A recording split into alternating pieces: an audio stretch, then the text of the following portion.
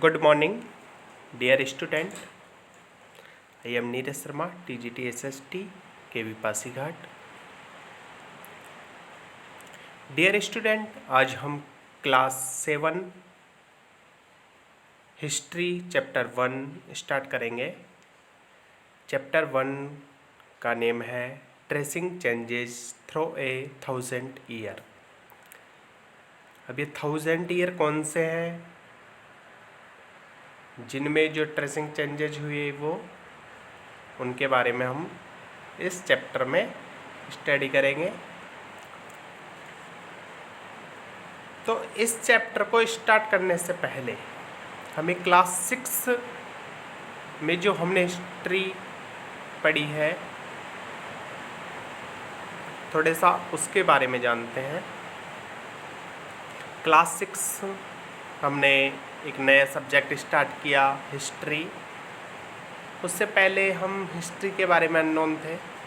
Class 6 में हमें पता लगा हिस्ट्री होता क्या है, हिस्ट्री में क्या कौन कौन सी चीज़ें आती हैं, हिस्ट्री कहते कैसे हैं, और अर्लीस्ट पीपल कौन से थे. अर्लीस्ट पीपल्स थे जो एंशियंट एज जिसे कहा जाता है, उस एज में जो रहने वाले लोग जो कहाँ रहते थे, जंगलों में रहते थे. वो लोग क्या खाते थे,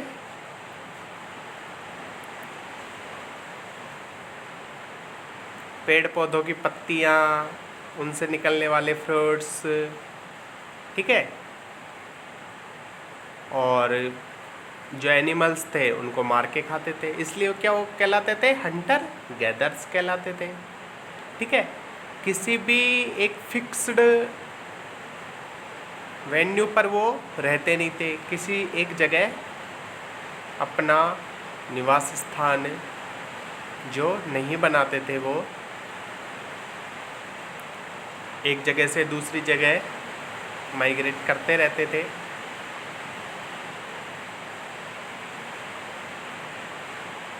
इसके बाद धीरे धीरे डेवलपमेंट होता गया, तो आगे जाके गांव बनने लगे, एक जगह वो रहने लगे. क्योंकि इसका सबसे बड़ा रीज़न था कि उन्हें एग्रीकल्चर के बारे में पता लगा. एग्रीकल्चर वो लोग करने लगे, अपनी क्रॉप्स ग्रो करने लगे. ठीक है. उसके बाद उसके लिए ज़रूरी था एक जगह पे रहना, तो एक जगह पे रह के वो सब चीज़ें करते रहे हों. और उसके बाद उन्होंने हमारी सबसे पहली जो सिविलाइजेशन बनी थी वो थी इंडस वैली सिविलाइजेशन, जो हमने क्लास 6 में पढ़ी थी. उसके बाद किंगडम्स बने तो फिर धीरे धीरे उनके रूलर्स भी आए. ठीक है. और वो सब चीज़ें हमने क्लास 6 में पढ़ी थी. कहाँ तक, 700 AD तक. ठीक है. 700 AD तक कहाँ तक किस में पढ़ी हमने, क्लास 6 में. उनमें हमने जो एम्पायर थे उनके बारे में भी पढ़ा. कौन कौन से, अशोका, चंद्रगुप्ता. ठीक है. इन एम्पायर्स के बारे में भी हमने पढ़ा अच्छे से. अब 700 AD के बाद 700 AD टू 1700 AD का जो टाइम पीरियड है वो हम पढ़ेंगे क्लास 7 में. तो क्लास 7 स्टार्ट होगी 700 AD to 1700 AD time period से. अभी तक जो मैंने आपको बताया क्लास 6 का बताया था. तो सबसे पहले तो हम ये जानने की कोशिश करेंगे कि इसमें जो चेंजेज हुए इन ड्यूरिंग दिस 1000 ईयर, तो कौन कौन से चेंजेज हुए. सबसे पहले हम मैप के बारे में जानने की कोशिश करेंगे कि जो मैप बनाए गए थे उस टाइम, इस दौरान, वो किसने बनाए थे, वो कैसे थे. ठीक है. The map by Arab geographer Al इदरिसी 1154 and French cartographer 1720 give a large sketch of Indian subcontinent as known as earlier times। अब बात करेंगे जो सबसे पहला मैप बनाया गया उस टाइम, एक वो 1154 में बनाया गया। किसने बनाया था? एक अरब जो कंट्री है उसके जियोग्राफर थे एक अल अदरसी, ठीक है। उन्होंने एक मैप बनाया। उस टाइम आज जैसी टेक्नोलॉजी नहीं थी, वो अपने हिसाब से किसी एक पर्टिकुलर एरिया का मैप बनाते थे। उन्हें पता नहीं था कि वर्ल्ड कितना बड़ा है, पूरे वर्ल्ड का मैप नहीं था उन लोगों के पास। जहाँ तक उनको जितने डिस्कवरी हो पाई थी उस हिसाब से उन्होंने जो मैप तैयार किया था, उस मैप में दिखाया गया था कि श्रीलंका इंडिया के नीचे की जगह साइड में, ऊपर वाले पार्ट में इंडिया के एक छोटा सा आइसलैंड दिखाया गया था श्रीलंका। तो कुछ खामियां थी उस टाइम, इतनी नॉलेज नहीं थी। मैप बनाने की कोशिश की थी उन लोगों ने, मैप बनाया था।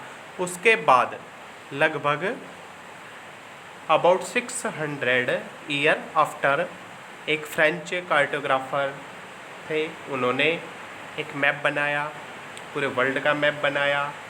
उसमें भी कुछ खामियां रहीं, और वो कौन सी कमियां थी कि नॉर्थ कोरिया के स्थान पर उन्होंने साउथ कोरिया दिखाया हुआ था।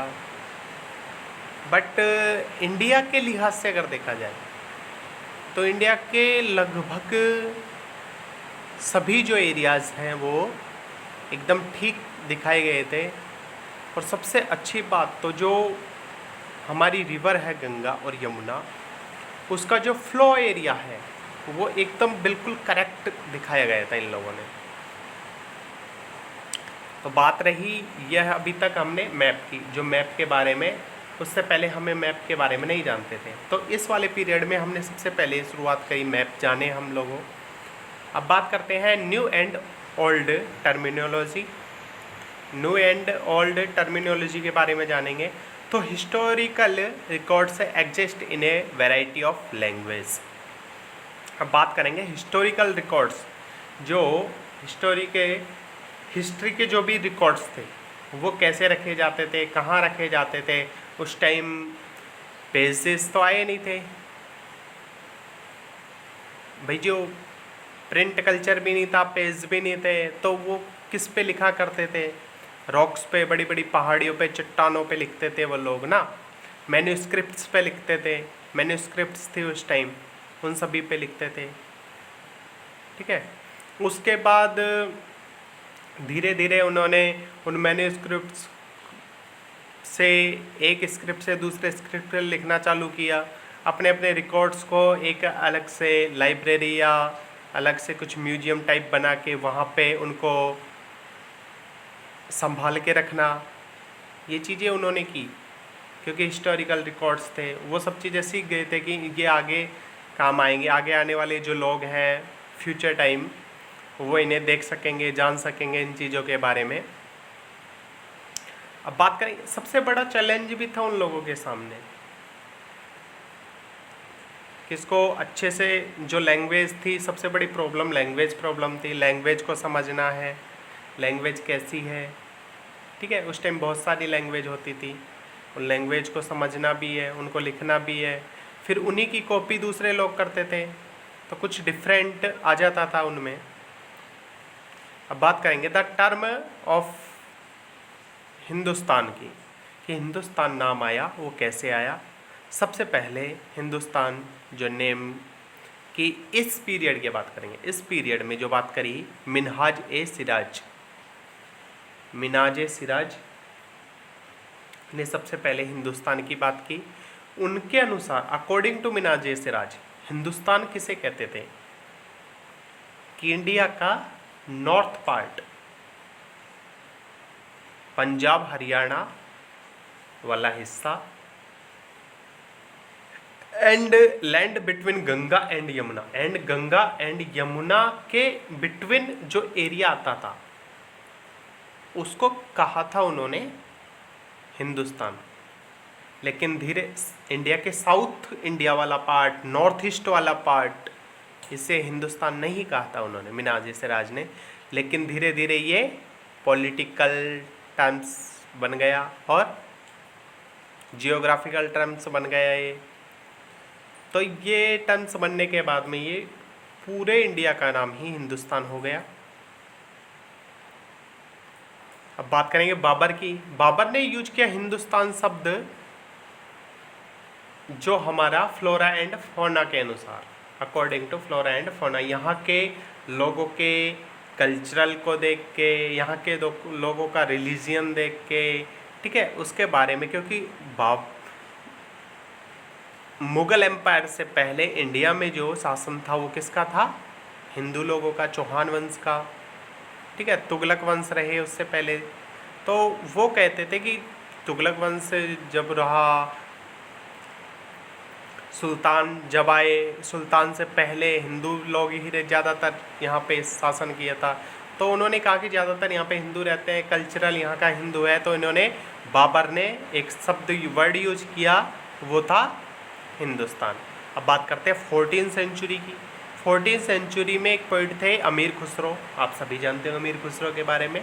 अमीर खुसरो ने भी वर्ड यूज किया था हिंद। इन हिंदी द टर्म परदेसी। अब बात करते हैं परदेसी, एक टर्म आता है नया, परदेसी। परदेसी किसे कहते हैं? इसका इंग्लिश मीन्स फॉरेन, फॉरेनर, ठीक है। फॉरेनर किसे कहते हैं? किसी दूसरे, हम अगर हमारी लैंग्वेज में कहें तो किसी अदर कंट्री में रहने वाले लोगों को हम क्या कहते हैं? फॉरेनर, ठीक है। तो इसी तरीके से इंडिया में भी किसी एक पर्टिकुलर एरिया में रहने वाले लोग, वहाँ की कल्चरल लैंग्वेज जो सब सेम होती थी, उनके अलावा अदर कोई जो व्यक्ति वहाँ पे आता था, कोई पर्सन आता था, तो उन्हें कहते थे वो लोग पहले फॉरेनर, ठीक है। लेकिन फिर धीरे धीरे जब पूरा हिंदुस्तान एक हो गया, पूरा इंडिया एक हो गया, तो जब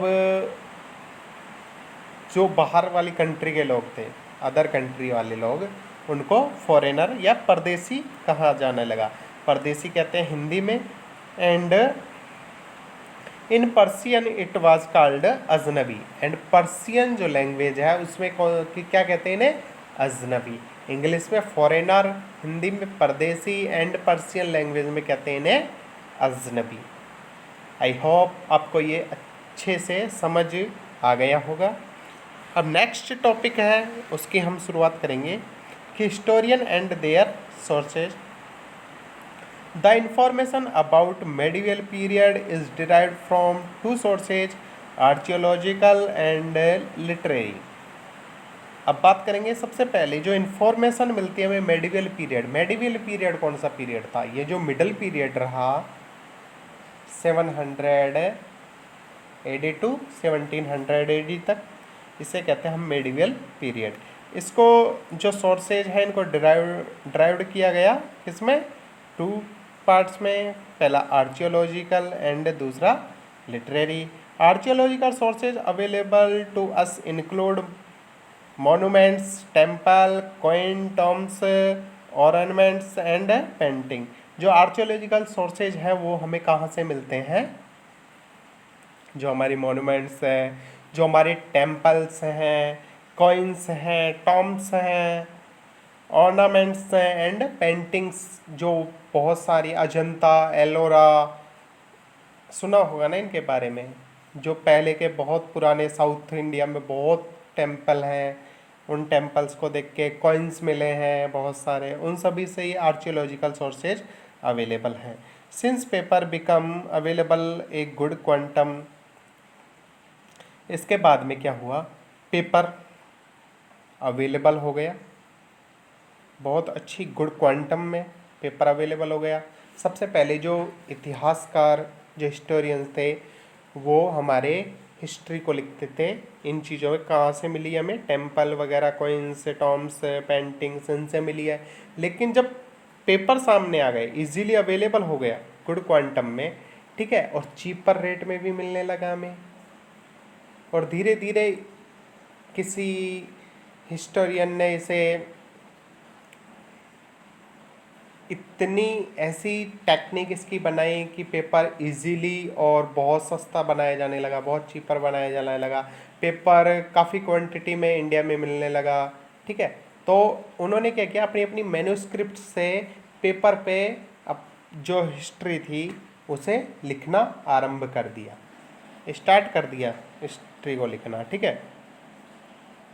अपनी ऑटोबायोग्राफी लिखी, जो क्रॉनिकल्स में जो इवेंट्स हुए थे उन सभी को किसके अकॉर्डिंग टू टाइम लिखा, पहले कौन सी चीज़ हुई, बाद में कौन सी चीज़, कौन सा वार कब हुआ, किस एम्पायर ने कब शासन किया, ठीक है, कब किंगडम बना वो। तो ये सब चीज़ें उन्होंने सीक्वेंस वाइज लिखना स्टार्ट कर दिया पेपर में, ठीक है। तो सबसे पहले आपको समझ आ गया होगा हिस्टोरियन एंड देयर सोर्सेज के बारे में कि सबसे पहले जो मिला था, जो हमारे मोनूमेंट्स थे, टेम्पल, कॉइन्स, टॉम्स, पेंटिंग्स, इनमें मिले थे। लेकिन उसके बाद जब पेपर सामने आया तो लोगों ने पेपर पे लिखना शुरू कर दिया, ठीक है। अब पेपर पे सब लोगों ने लिखना शुरू कर दिया तो क्या करते हैं, एक दूसरे को कॉपी करते हैं वो लोग लिखने के लिए, ठीक है। पहले उसने लिखा, उसी से दूसरे ने लिख दिया उस पर, तो उसमें थोड़ा चेंजेज आ जाता है। तो आज फिर उसकी उन लोगों ने, दूसरे लोगों ने उनका कॉपी किया, तो कुछ चेंजेज उन जो रियल कॉपी थी और जो कॉपी की गई कॉपियाँ थी उनमें चेंजेज कुछ आ गए हैं। तो आपको समझ आ गया होगा कि हमारे जो सोर्सेज हैं हिस्टोरियन सोर्सेज वो कैसे मिले, कहाँ से मिले, ठीक है। अब बात करते हैं next topic, new social and political group, ठीक है। The study of 1000 year between 700 and 1750 is a hug challenge of historian legally because of the scale and variety of developments that occurred over the period. अब बात करेंगे new जो political जो group सामने आया, social and political group, इसकी जो कैसे सामने आया, क्या प्रॉब्लम रही ऐसी, क्यों सामने आई ये चीज़ें निकल के, ठीक है। तो पहले क्या मैंने जो अर्ली पीपल्स बताए थे वो लोग एक जगह नहीं रहते थे, जैसे उन्हें एग्रीकल्चर का पता लगा तो वो एक जगह रहने लगे, फिर गाँव का विकास हुआ, डेवलपमेंट हुए, फिर उसके बाद सिटियाँ बनी, फिर सिविलाइजेशन हुआ, सिविलाइजेशन होने के बाद किंगडम्स बने, किंगडम बने तो बड़े बड़े रूलर बने, रूलर बने तो फिर एम्पायर बने, ठीक है। एम्पायर बनने के बाद फिर लोगों में अलग अलग एरिया के अलग अलग एम्पायर हो गए, ठीक है, अलग अलग रूलर्स हो गए, ठीक है।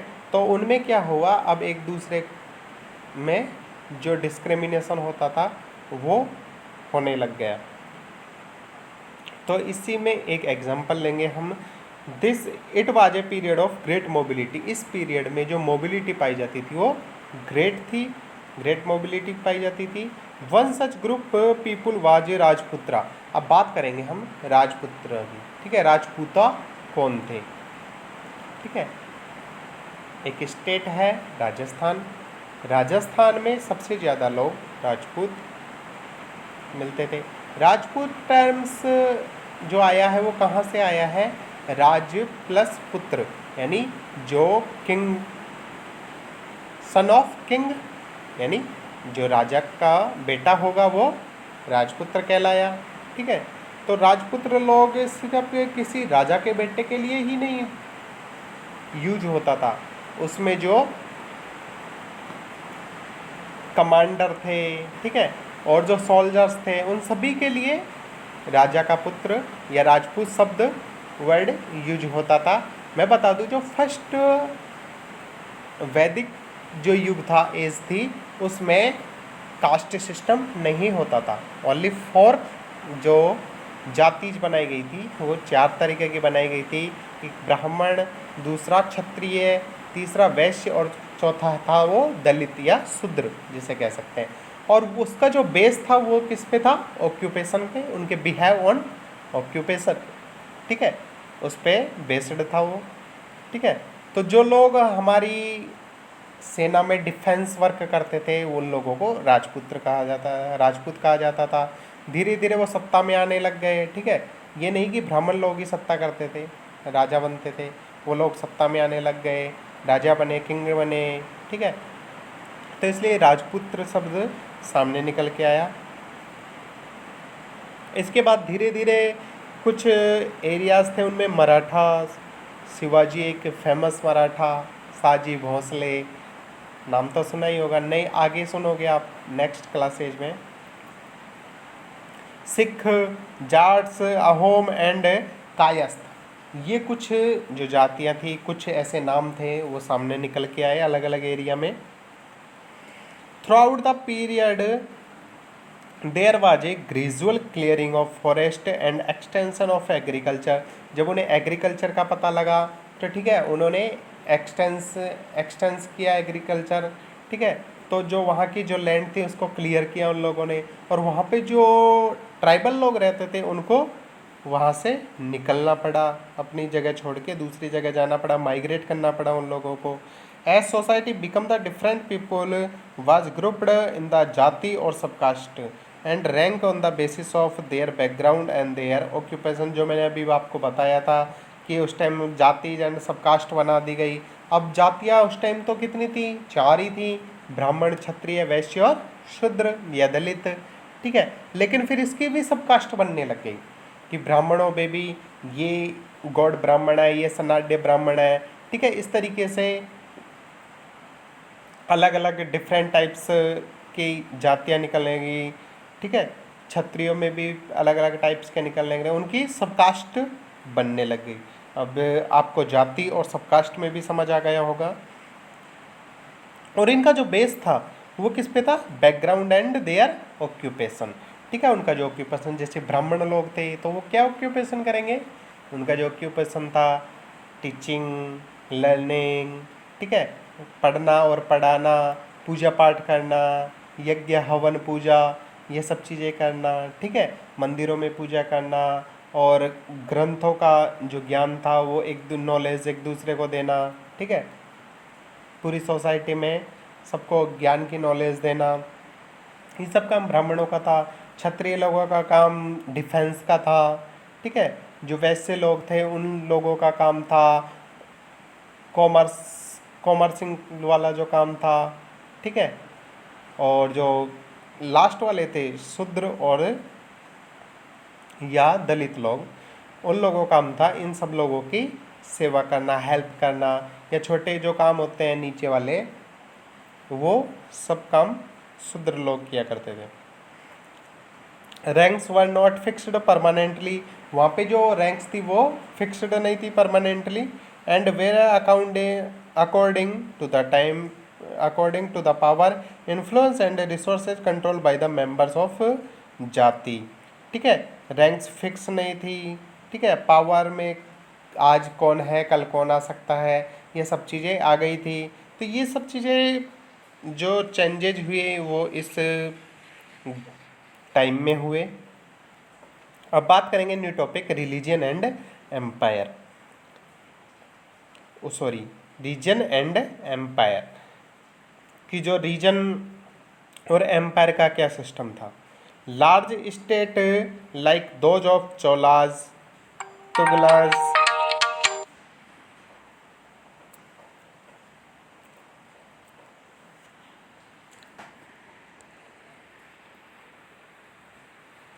Large state like those of Cholas, तुगलाज और मुगलाज एनकम्पास्ड मैनी रीजन्स, ठीक है। अब धीरे धीरे क्या हुआ, इंडिया रीजन में डिवाइड होने लग गया, बहुत सारे रीजन बनने लग गए।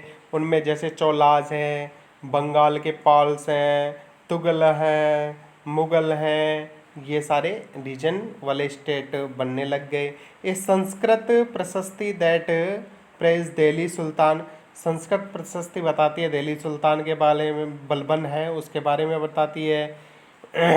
Tales that he was ruler of a vast empire that structured from Bengal in the east of Ghazni in Afghanistan in the west and include of the South India Dravid. Sanskrit prashasti वो किसके बारे में बताती है, दिल्ली सुल्तान बलबन के बारे में बताती है, ठीक है। बंगाल के जो पाल शासक थे उनके बारे में बताती है।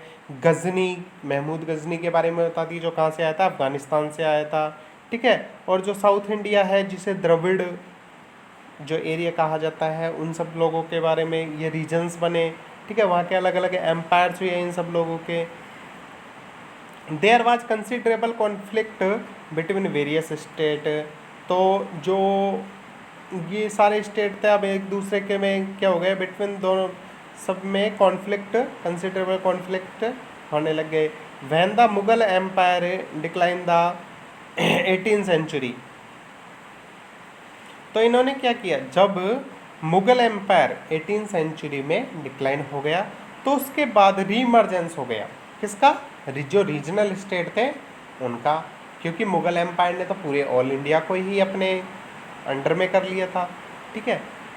मैंने बताया आपको कि किंगडम बनते थे, किंगडम एक दूसरे किंगडम पे वॉर करते थे, उसे अपने अंडर में ले लेते थे, इस तरीके बहुत सारे किंगडम को अपना अंडर में लेके अपना क्या बन जाते थे, वो एक एम्पायर बन जाते। मुगल एम्पायर रहे, मुगल एम्पायर जैसे डिक्लाइन हुआ तो ये रीमर्जेंस हो गए जो बाकी रीजनल स्टेट थे, ठीक है, जैसे मराठा भी आए। Old and new religion was often closely associated with the social and economic organization of local communities। अब लोकल कम्युनिटीज़ में रिलीजन की बात करेंगे तो रिलीजन कैसे आया, पहले रिलीजन में जो ब्राह्मण लोग थे वो सिर्फ दूसरे लोगों को ज्ञान देते थे।